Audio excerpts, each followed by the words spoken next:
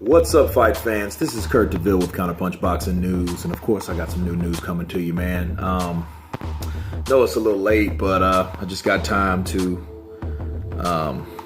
post a video about Vasily Lomachenko versus the Jason Sosa fight.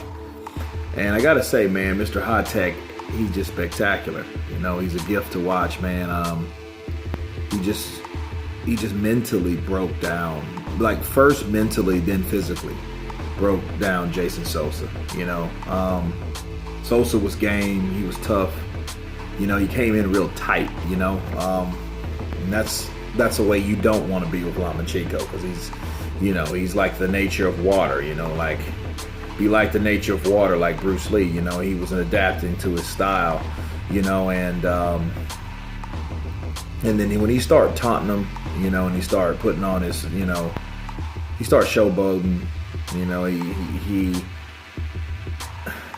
it was cool because like he you know, he did the Matador, the bull and the Matador thing, you know, and that was cool, you know, I mean, and it just showed he was having fun in there, you know, and only losing one amateur fight, you know, and he spent like what, over 8 years in the game, you know, of amateur boxing. He's seen everything. He had to see everything, you know, to know what it is.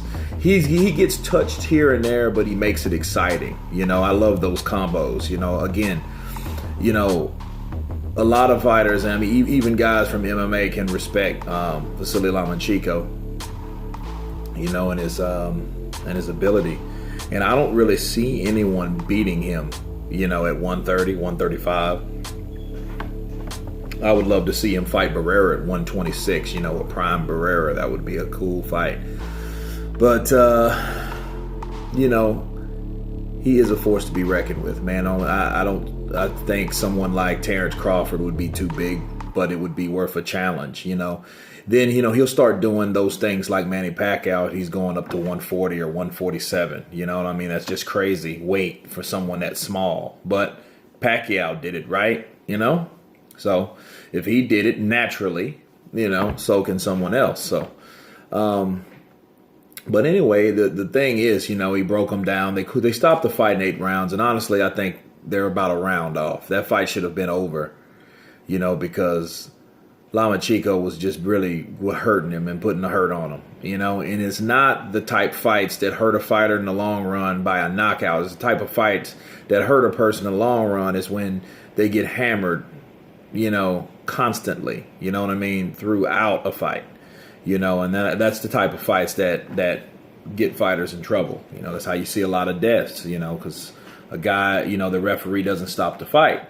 And in fact, throughout last night, they had a lot of the first fight, the first Ukrainian fighter, I can't remember his name right now, but that fight should have been stopped because, you know, because he was clearly hurt. He didn't answer back, and he took a lot of punishment, you know, and then that's a referee's call. But back to Lomachenko, I see the guy doing big things in the sport of boxing. He's already doing great things. You know, he is like a Picasso, you know, in the sport. There's nobody like him. I haven't seen anything like that. You know, I would put him on number 1, you know, or number 2, you know what I mean? Because he's done everything, and the way he's beating these guys, he's either making them quit or he's knocking them out. You know what I'm saying? And either one is just spectacular to watch. You know, and I think he could have got the Sosa out of there a lot earlier, you know.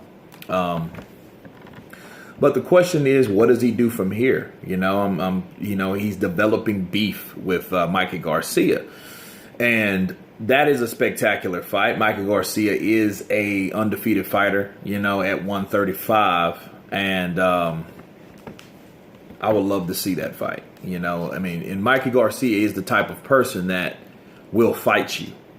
You know, he's aggressive enough, he's fast enough to keep up with Lomachenko, because a guy that you have to fight Lomachenko, you know, look at what Salido did. I do disagree with the decision.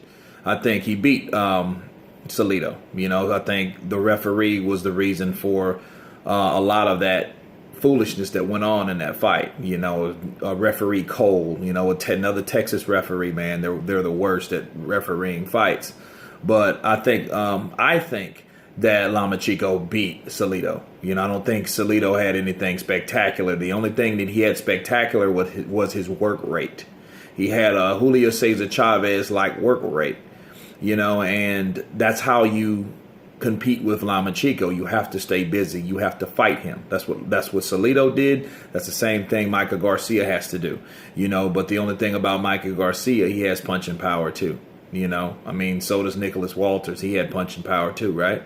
So, you know, it would come down to who wants it more. Michael Garcia would definitely have to bring it to Lomachenko, because when he figures you out, you know, and he sees everything that you're capable of doing, that's a wrap, you know. But I don't see someone like Michael Garcia, you know, just folding because he doesn't know how to lose. He's never lost. You know what I'm saying? So that should be a great fight. That would be the fight I would like to see. Gamboa is a good fight.